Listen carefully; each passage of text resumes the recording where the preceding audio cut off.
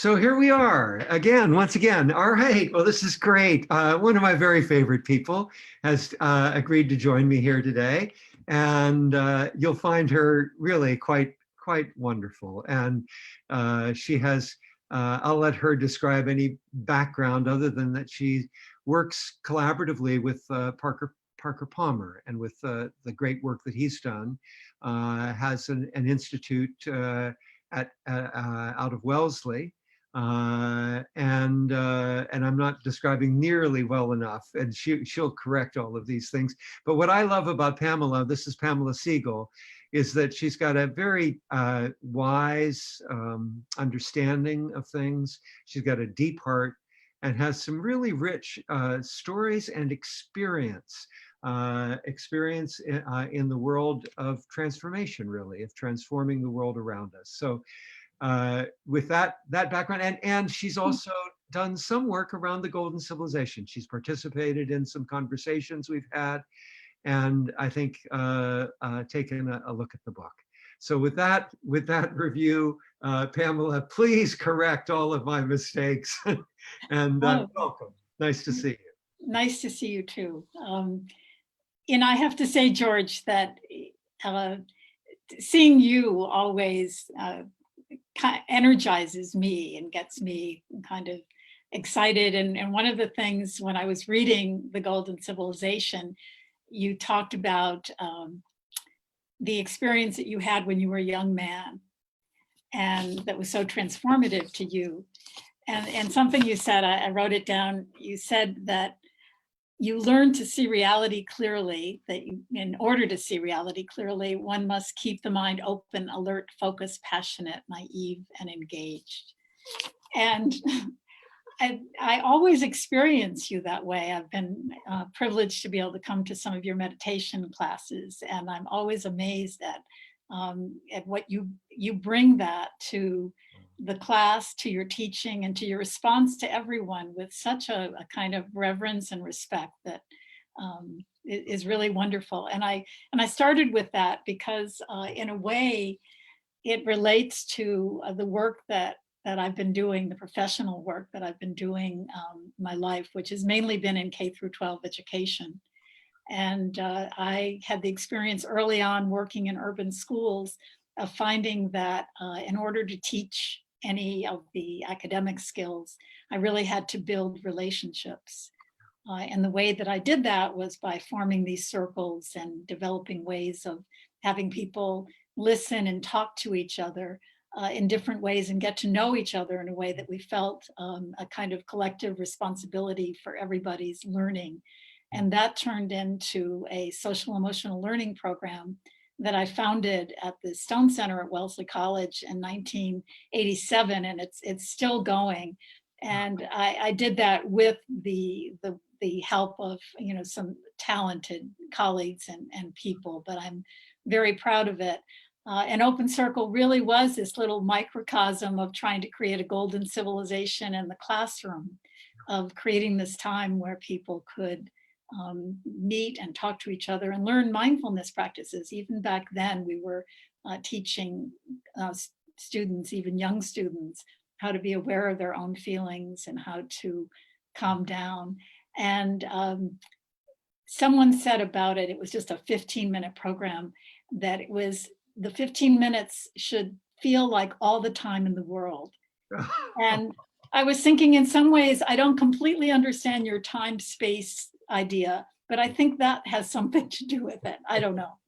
At any rate, just briefly, that the work that I had been doing and seeing that there was often a dissonance between what we hoped for children and the behavior of adults led me to Parker Palmer's work. And I've had the opportunity for the last 20 years working with my colleague Chip Wood and Lisa Sankowski to offer retreat programs for people in education and healthcare and nonprofit leadership. And that's work that I'm doing now in a program called Leading Together and the Soul of Leadership. Wow, how wonderful, Pamela. And beautiful and wonderful to hear the history. And I've heard stories about the Stone Center for many years. And is the Stone Center much bigger than what you've done? Is it part of what, or is it? Oh yes. The Stone Center, I think, was first known for Jean Baker Miller's work, who wrote Toward a New Psychology of Women. And it's now merged with the Center for Research on Women into an entity at Wellesley College called the Wellesley Centers for Women. Wow, So the Stone Center is part of that. wow. Yeah. Yeah, I'm so curious because, of course, golden civilization is what the book is about. What my passion is right now to deliver that in some way into the world. I'm so curious when you say that your circles in K through 12, the circles with the students, were really an attempt. You realize now, really an attempt at a golden civilization. I'm curious, what were the elements there that we might learn from to bring into, and I'm sure you've given a lot of thought to this, given the world that we're all in. What are the elements of those circles that really express that golden civilization the way we all like to see it? Well, I think even just on a physical basis, the idea of a circle, the fact that we're all sitting at an equal, even the teacher sitting at not in a big fancy chair, but just in another chair as part of the circle. And it was called Open Circle. We always left an open space, an empty space for anybody to join. So this idea of inclusivity, of the idea of welcoming a new person or a new idea or a new perspective. And there was a slowing down. There was a way of helping everybody be there. There was a real opportunity to listen, that we would often ask questions of students that they would reflect on just internally, and then share with other people. So I think that the listening, the coming together as a community, recognizing that building both capacities, individual internal capacities, and building this collective sense, was important. The other thing is that we began to imagine, what are your hopes and dreams? Oh, So each student would be thinking about, what are your hopes and dreams for this year? And then collectively they would come up with rules or norms for how are we going to be together in a way that we can support each other's hopes and dreams for learning in all kinds of ways. fabulous. Those are just some of the things that. Well, it echoes so much what we're attempting in the golden civilization. We have circles where people call out what their vision of the golden civilization might be. And they might be very different, just as I'm sure among the students, they have different visions of what their year might be. Right. But the notion is that all of us together, if we're aiming at a golden civilization, our purpose amongst each other is to support each other. Yes. How wonderful! And I love the combination that you're describing of listening and then supporting the hopes and dreams, exploring the hopes and dreams. Yes. That obviously that's a combination that's very dear to my heart from the life planning piece. And again, something that we attempt in the golden civilization. I'm curious how you have trained listening. Well, actually, there is a process that schools are very familiar with where people partner up, and it's called turn and talk. And we've turned that on its head. We call it turn and listen. Great. So we've actually, and this is more on the adult level, because I think that's important to name. That was part of Open Circle and is part of the work that I've done as part of the Parker Palmer work and the Center for Courage and Renewal, is how do teachers model what they're hoping children. And I have to say that there was someone who inspired me in all this. There was a second grade teacher when I was a young teacher, who, whenever I'd walk into her classroom, this was so remarkable to me. Every child would stand out as an individual, and there was a strong sense of the group. Wow. And there were lots of ways that she did that, but one way that I identified is I used to go visit this classroom even after I stopped teaching. And one day the insect man was in this second grade classroom.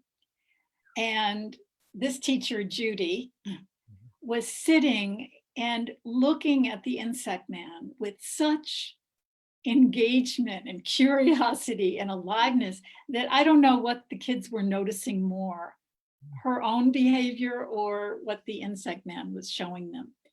And Wow. it just struck me that, it was such a gift of what she was giving. But to go back to listening, we have different processes that we've developed that begin to build a muscle for listening. Hmm. So it might be that you're posing a question. I might say to you, can you think of a time when someone really listened to you? Hmm. And you might speak for a few minutes and I would listen attentively and then I would speak. So there would be none of the usual back and forth or, that happened to me, all of those things. So that's just a practice of listening. And then, of course, the open, honest questions that are part of the courage work that come from the Quaker tradition of clearness committees, of Hmm. responding to someone's dilemma, not with advice or fixing, but with an open, honest question that can help someone get clearer about their own thinking. It's almost listening someone into speech. Wow, that's so wonderful. Yeah. Um, uh, Open, honest questions. Well, I'm curious, can you tell me a little bit more about that? I'm curious how that's the first time I've heard that term, Pamela. Well, it's a Quaker tradition that when someone in the community has a dilemma, they create a focus, they're the focus group and they create a clearness committee. Hmm. And the process as it's practiced by the Quakers is that for 2 hours, the focus person presents their dilemma and is responded to only with open and honest questions, not questions that are Oh, about someone else's agenda or their wow. curiosity. And Parker always gives us an example of a not open, honest question, that asking someone if they've ever thought of seeing a therapist is not an open, honest question. But it's an amazing, and the whole process is slow, so there's space between. People don't have to answer questions. Nice. There are very explicit directions of what the role is of the committee members. But at any rate, we have adapted that process Hmm. and have been teaching people how to practice asking open, honest questions. And it slows things down. And very often when we have these dilemmas that only we can make the decision or know what the right thing to do is, we feel vulnerable about sharing them with someone because of their judgments or assumptions. Yeah, And this is a process that allows us to benefit from a yeah, supportive community. yeah. Just fabulous, fabulous process. I love it, and I'm curious. I have another question, kind of outside the box, Okay. for all of this. I was just at a pretty remarkable educational institution that sits in circles with the students and the teacher. So all of that is fulfilled. But in terms of the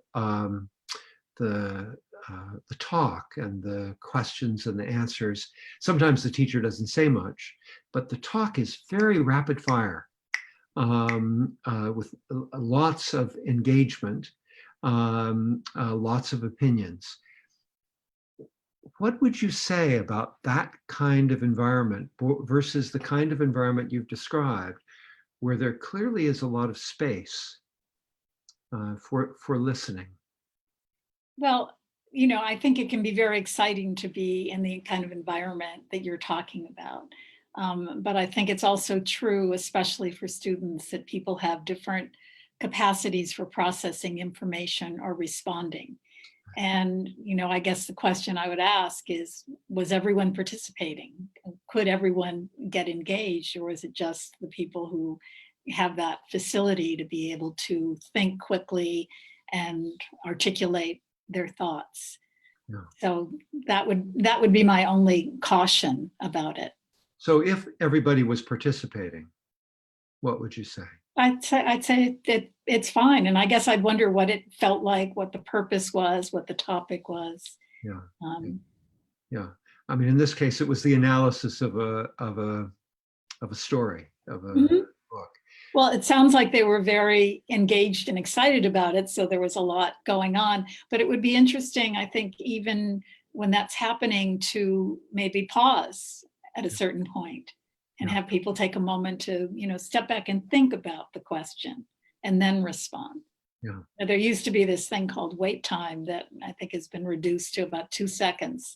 But, we obviously, how can we be reflective in action? How can we learn how to step back and be thoughtful in our responses? Yeah. Well, one of the reasons I'm asking, of course, and you may not know this, but in the registered life planning programs that we do, the evoke training, the 5-day trainings that we do, we teach something that we call the pause, Mm, and it's often much longer than 2 seconds, and it's really particularly wherever there's emotion. We want the pause to really absorb the whole movement, the whole arc of that emotion, so that the person can go through it in a way that feels not judged, not rushed, entirely their own. And they can feel the arc, what we sometimes call of the hero's journey of going down into the darkness and up into the light. And and so I'm a huge fan of the pause. But I also know that the snappy conversations can add a lot of excitement and energy as well. I have another thought about this listening that we're talking about. Well, another question first, and that is, um, uh, do you teach in the work that do you teach any meditation or mindfulness skills? yes, absolutely. And how does that fit in? How do you feel, what is that doing in the process that you're, Oh, I think it's been really, really important in terms of teaching basic mindfulness practice of how to sit, and then informal practices of, so for example, um, teachers or principals, when they come into school at the beginning of the day, sitting in their classroom and just taking a moment, whether it's 5 minutes, and just being there with their breath, or being there and thinking about the children that they're going to be greeting that day. hmm, Or one principal told me that when he's walking, of noticing when he's walking fast, of slowing down. I think that some of the, and we teach loving kindness meditation, which has been really important, and a number of other of other structures.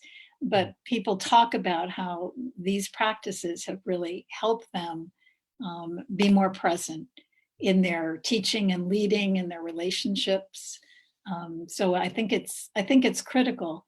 hmm, I think in addition to the individual mindfulness practices, then bringing them into the relationships that they have with each other in the group, but in the school, is clearly important, because I've seen too many times where um, just the individual mindfulness practice without some very specific intentions around how that carries over into relationships has not been as effective or impactful, I would say. yeah, certainly we need to learn how to integrate. Well, it's interesting because you shared a couple of things early on that you were a little confused about my reflections on time and space and that kind of thing in the book. And another thing you talked about was turning that this moment into all the time there is and Yes. all the time in the world. And I think when I think about the basic mindfulness practice, that what it does, I mean, when we're just going back to the breath, or we're just going back to the moment, or another way of framing it is we're just returning to the experience of impermanence. So those are three different frames that all overlap with each other as we sit and meditate. that what happens at some point, and I know you're well versed in this because I've seen it happen in you many times, but there's a moment at which we drop all those preoccupations that we came in with. Yes. The preoccupations of our spouses, of our work, of our health, of all these, they just go away. And there we are, and we're just encountering the breath. And yeah, the thoughts can come up again and again, but not compelling us the way they did when we first sat down. Yes. And it's that experience that I think of as selflessness, that the experience of selflessness has come to you because what's happened is that you've shifted from a preoccupation around, going to the grocery store, going to the office, or, doing all these things about the house, going to your emails and everything, to just being with the breath and just being interested in this moment. And I think that when we enter, and that this question of how do we enter so that we're there in relationship with another person. So if we can enter from that perspective of just being here in this moment with you, Pamela, and you with me, that there's a way in which we've got all the time in the world. We're just here, and this is, and it's so wonderful. And there's no agenda, so there's nothing that's limiting us in any way. There's no time horizon that's limiting us. We're just here. And so anyway, that's just taking us back for a moment to that. And I think that that listening starts inside. That if we can learn to listen in a selfless way to who we are, that we're much more likely to be able to listen to each other in a similar way. Yes, I would agree. I have to tell you that when I was thinking about having this conversation with you, I was realizing that, I knew you were writing this book called The Golden Civilization. I had some skepticism about it, given what's going on in the world. But, and at the same time, I love this notion of imagining, and it made me, even in thinking about this conversation, it just made me remember all these kind of stories in my life that have been, these little golden civilization moments. And so I've appreciated it. Even the last couple of days, little things that have happened, and I thought, golden civilization. Wow. And I would say the work that we're doing and with principals and with teachers is really about the inner golden civilization and how that's really foundational to everything else that we want to do in our institutions and all the integrities that you name in your book. Yeah, it really is, isn't it? I mean, both are important, because if we have a structure that gets more and more lacking in freedom or honesty or good-heartedness or integrity, if the structures around us lack, then we get smaller and smaller in our ability to just be here. And we're hiding out more with our private golden civilization. But if we, in fact, build that strength of golden civilization inside of us, then we can encounter the world. Every time we encounter it, we can bring that authenticity that is so rich into the experience and into a discussion of what our system should be doing, what we want out of the systems that we're in the middle of and exercising. So I couldn't agree more. I don't know if you read, it's not the last book that Parker wrote, but the book before about democracy. The tagline is "Creating a Politics Worthy of the Human Spirit."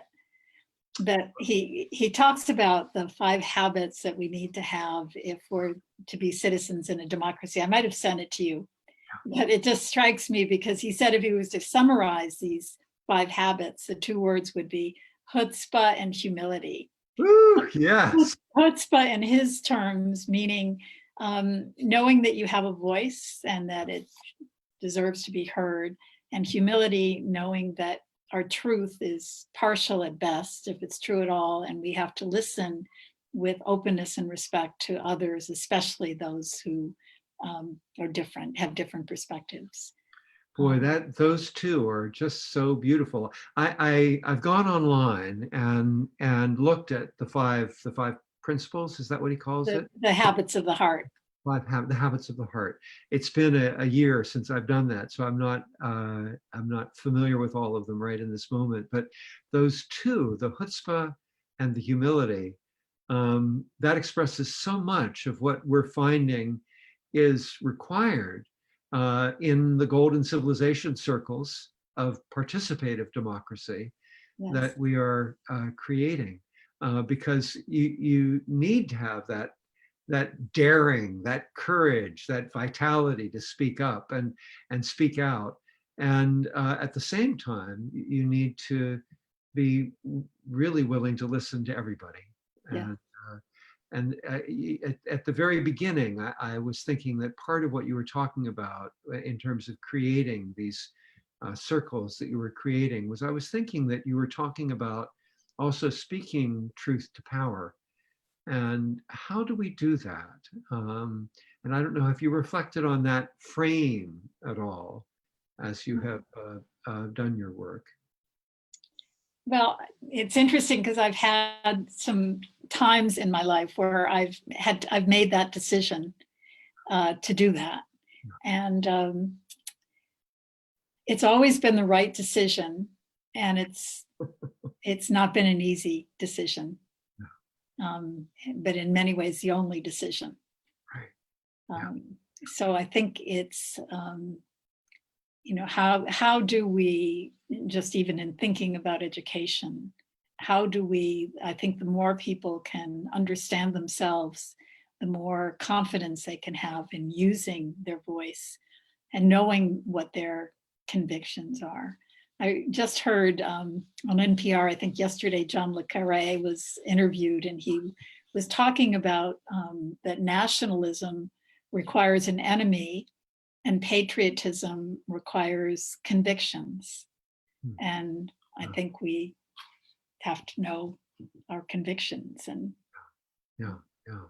Well, I'm thinking of the courage right now in Hong Kong of all of these mostly young people, but widely diverse in age, and daring to speak truth to power because they've lived 20 years of their life, or for some of them, that's all of their life, being told that they have this other system, the second system is theirs by right, the system of democracy, and so the courage that they have feeling that, and having both the vision and for the most part protesting peacefully, creatively, elegantly, beautifully, and occasionally bursting out on the edges into some flare of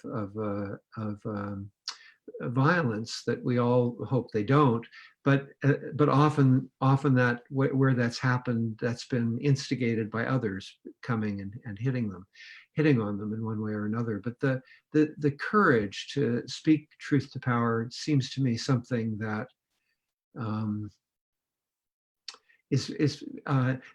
the Buddha talked about, you talked about loving kindness meditation. The Buddha talked about, when he talked about right speech, he talked about all the things you don't do. And you don't speak dishonestly, and you don't speak unkindly. And I think that, I think that today he might add speaking truth to power as being something that we would do if we can do it in that modality of kindness and truth, and what you've been talking about being a great listener. Yes. Yeah. Yes. Yeah. And I love Otto Scharmer talks about the different levels of, and I think what the idea of generative listening, of what comes from, it can come in a one-on-one conversation of something larger than what each one of us said or would have understood as a result of the kind of listening that we're doing.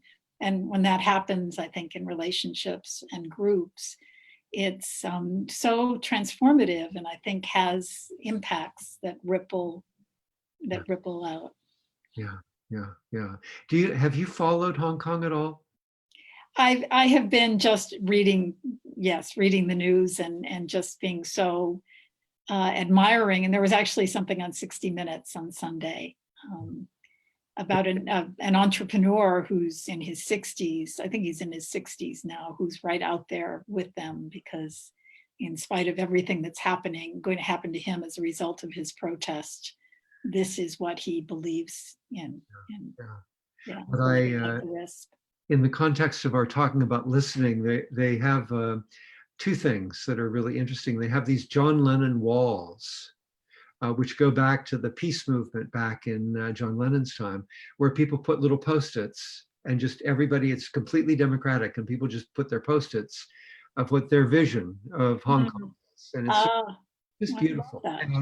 And then another thing that they do is they know that leadership is dangerous, that being a leader that is seen and known is dangerous. And it's one of the reasons that they've worn masks, because China has all these surveillance cameras around. So they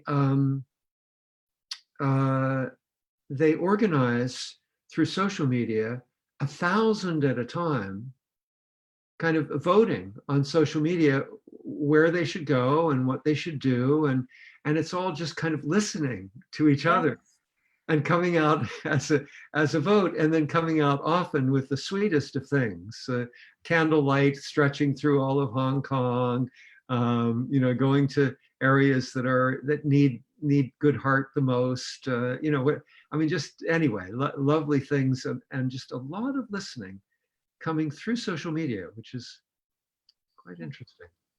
I think if I were to think of one capacity that I think that listening is so foundational to all the other virtues and things that we talk about. And it's harder in this culture and with all the distractions.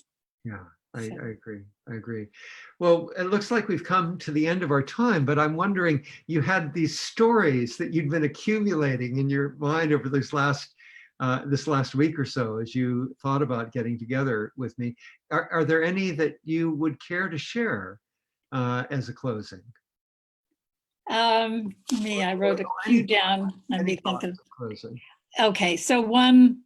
This is, I'll just summarize it, but one of the most wonderful experiences that I've had is that I was sort of the visionary behind building a playground in a Boston City park in 1987, actually. And it came about because there was a little city hall that Kevin White, and I was on an advisory board. I was looking for something proactive, and I learned about this amazing architect who would engage people, all the children in the community, and thinking about if they could imagine the playground of their dreams that could include everybody, what would it look like? And from their ideas, sitting there with them, he actually created a design. So over a year, we involved thousands of people and came together for a week. And with his supervision, we built this playground that lasted for 18 years. And there were so many people involved. We truly were, so connected as a community, and this sense that we're all in it together became very visible to me. Wow, what a beautiful story. Well, I know that your work creates golden civilizations. I'm so honored to know you, Pamela. Oh, I feel the same way, George. And always so touched with our conversations. Thank you so much for joining us and sharing so much that other people now will be able to see as well. Thank you for inviting me. Look forward to seeing you again soon. Thank you. Same. Bye.